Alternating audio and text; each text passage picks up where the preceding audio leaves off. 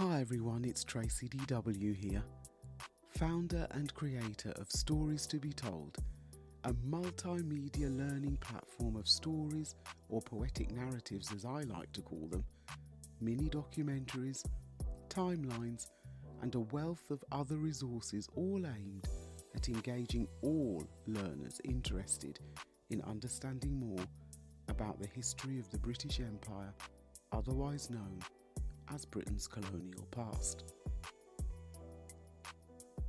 Stories to be Told is also about providing a balance of perspective on history, as what is often presented as fact always needs to be balanced with another perspective. Whatever you've been told about history, there's always another story and many perspectives related to it, and I'm going to discuss and explore some of those in this podcast series.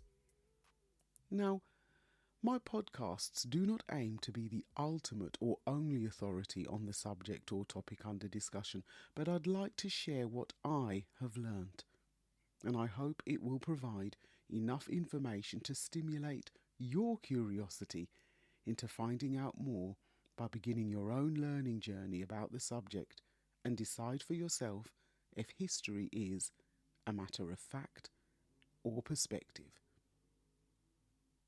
So in this podcast, I'll be exploring through discussion the historical significance and relevance of the ship HM Windrush and why it is perceived as a symbol of national pride amongst Caribbean communities across Britain, as well as being associated with much controversy. This podcast complements my story, Caribbean Wind, which is available for you to sample and purchase from storiestobetold.com. Now, before I get into my podcast, let's just establish what I like to call core knowledge for those of you who do not know what HM Windrush is. On June the 22nd, 1948, a ship called HM Windrush brought around 500 people to Tilbury Docks in Essex in Britain. It had set sail on May the 24th, 1948, from the Caribbean island of Jamaica. These Jamaicans were mainly the descendants of Africans who had been transported across the Atlantic Ocean, a journey that is often called the Middle Passage, during the late 1400s to late 1700s. It should be appreciated that these 500 Caribbean people took a great risk at leaving their communities in Jamaica for the prospect of a new life in Britain. These people answered an advertisement from Britain, who needed to rebuild its infrastructure but lacked the labour force to do so, due to its own diminished population and lack of finances as a result of World War II. And because of this, Britain was forced to solve its labour shortage by recruiting people from other countries across its colonies. Many islands in the Caribbean were colonies ruled by Britain, as well as by other European countries. Jamaica had been originally captured by Spain, but seized by England in 1655 and remained under British control, eventually becoming a crown colony of England's empire in 1865. In 1948, Jamaica was still a colony under British rule, but along with Trinidad became the first of England's colonies in the Caribbean to become independent nations in 1962. So why did I choose HM Windrush as a focus for this very first podcast episode? My first reason was that I wanted to explore the significance of the event and place it within a wider perspective. It is often perceived as the beginning of an era where the UK becomes more multiracial. However, other events that happened previous to 1948 had also brought Africans to England, such as those men who fought for the British Crown during the American War of Independence in the 1770s and the Battle of Trafalgar in 1805. These were enslaved Africans who were rewarded with their freedom and were allowed to settle in other English colonies, such as Canada. But many came to England and established communities in ports such as Liverpool and Bristol. And even though they entered interracial marriages, their freedom often came with a bitter price, that of a lack of employment and the enduring racial discrimination.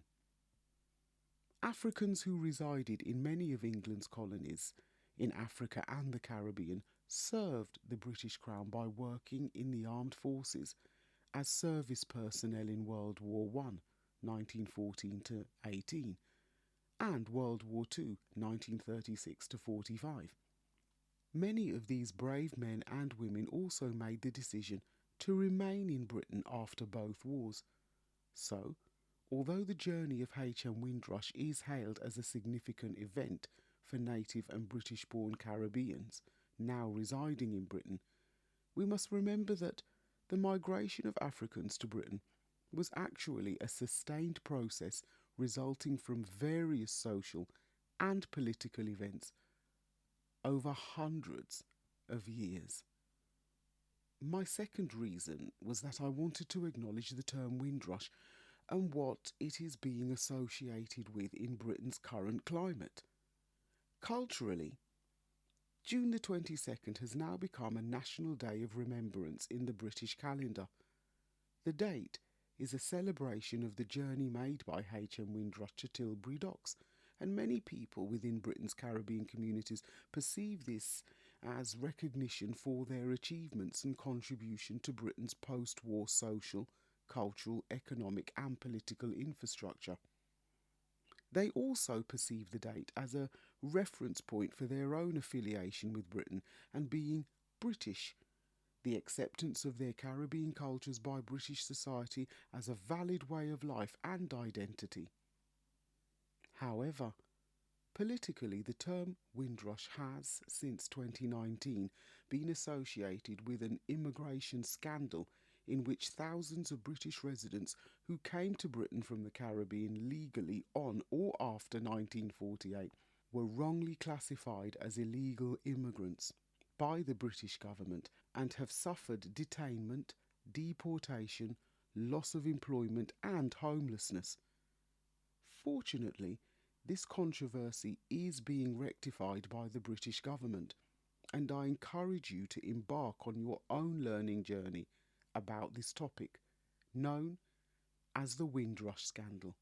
Will this controversy ever be rectified by the British government? And will the current Home Secretary honour the initial agreement of compensation for these victims? I encourage you to embark on your own learning journey about this topic, more commonly known as the Windrush scandal. So what do we know about the ship itself? Although it is hailed with positive connotations, it actually has a sinister past. Built in Hamburg, Germany in 1930 by Blom and Voss and operated by German shipping company Hamburg Süd, it was originally named the Monte Rosa. The Monte Rosa was a cruise ship and passenger liner used by the Nazis to take Germans on package holidays. These cruises went around the Mediterranean, Scandinavia, and as far as South America. The cruises were part of a propaganda program called Strength Through Joy, promoting the rise of Adolf Hitler and Germany as a superpower. It also operated as a Navy troopship, and in 1942 it was converted to a prison ship, bringing Jews to Hamburg, where they were forced onto wagons and transported to concentration camps. The ship was captured by the British at Kiel in 1945 and rechristened Windrush the following year in 1946. Now let's add some context and perspective to these facts. Who was on the British throne in 1948? It was George VI, father of the late monarch Queen Elizabeth II. He was known as Albert, and his original title was the Duke of York. This means that his elder brother, known as David, should have been the next monarch after their father King George V passed away in 1936, but Albert acquired the throne due to his brother's abdication. David took the title of Edward VIII, but his reign only lasted for 10 months, between the 20th of January and the 11th of December 1936. He gave up the British throne because he wanted to marry the woman he loved, an American divorcee called Wallis Simpson. They married and lived in Paris as the Duke and Duchess of Windsor until his death in 1972.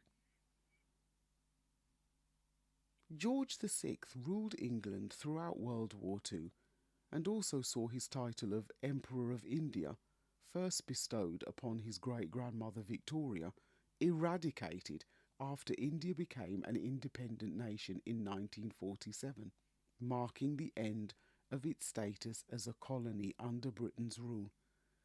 India's independence was an indication of how other colonies under British and European rule were feeling at this time.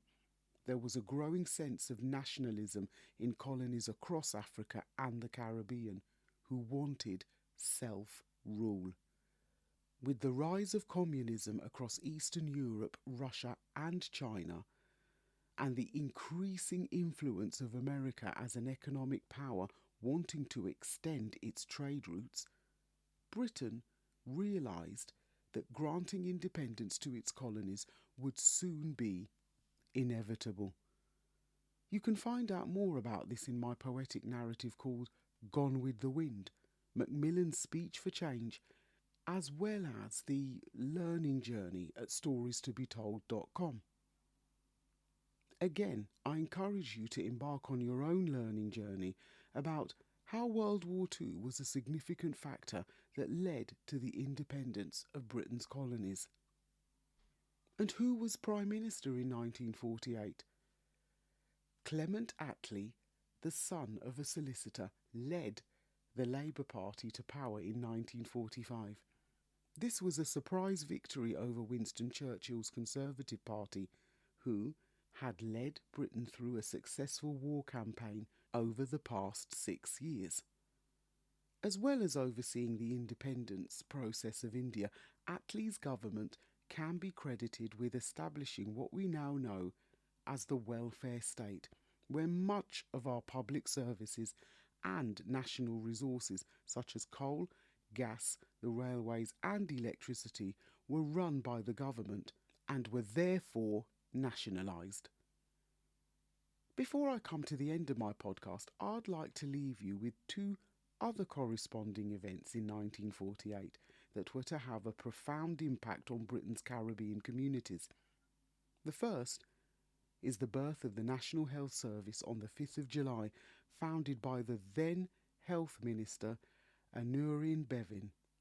Many Caribbean men and women trained to become and served the British public as highly skilled medical staff.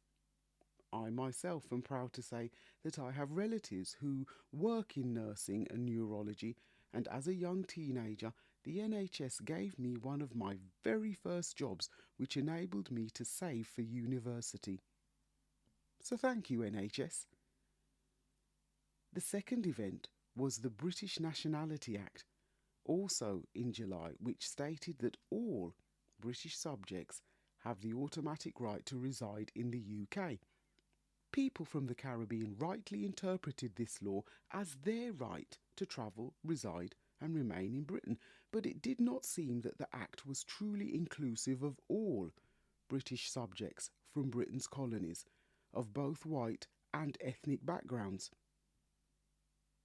When the British government realised that many from the Caribbean were intent on staying in Britain, the law was debated in Parliament and a new Immigration Act was passed in 1971, aimed to stem the flow of migration to Britain from Britain's Caribbean colonies.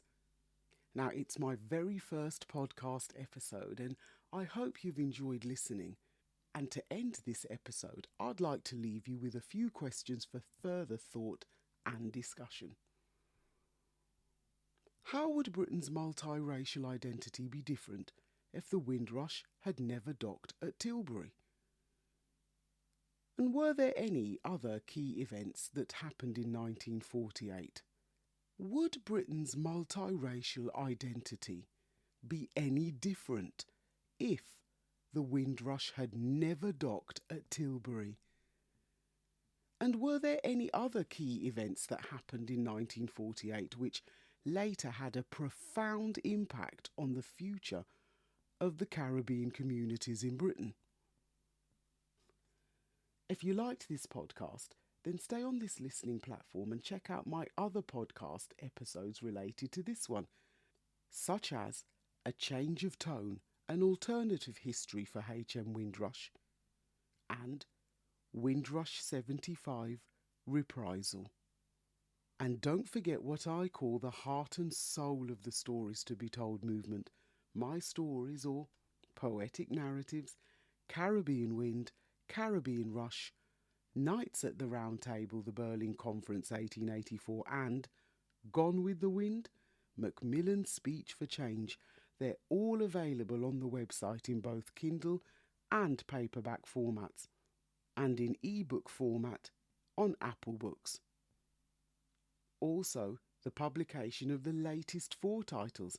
If you want to find out more, just visit storiestobetold.com and check out the learning platforms for The Journey's End, Giving Back Hong Kong, Bite from the Big Apple, A Story for New York, Hope for Zimbabwe, Arise the Phoenix, and A Story for South Africa. Also, you can visit the website for my latest newsletter and promotional giveaway for one lucky person on my email list. Now, if you'd like to be registered on my email list, just visit the website and sign up, where you can opt in and receive your free samples of my first 4 titles. But also, it's an opportunity to enter the draw for a monthly giveaway. And finally, remember that you can send me an audio message on the SpeakPipe link, which is also in the show notes, so don't be a stranger. Feel free to like, follow and share us on social media when you visit the website. Just click on to whichever social media link you'd like to follow me on. And, as always, it's a pleasure and a privilege to share my learning journey with you in this very first podcast episode, and I encourage you to either begin or continue your own. History is a matter of fact or perspective. I'm Tracy DW, and this is a Stories to be Told podcast. Stay safe, stay well, stay blessed. Thanks so much for listening, and I'll see you on the next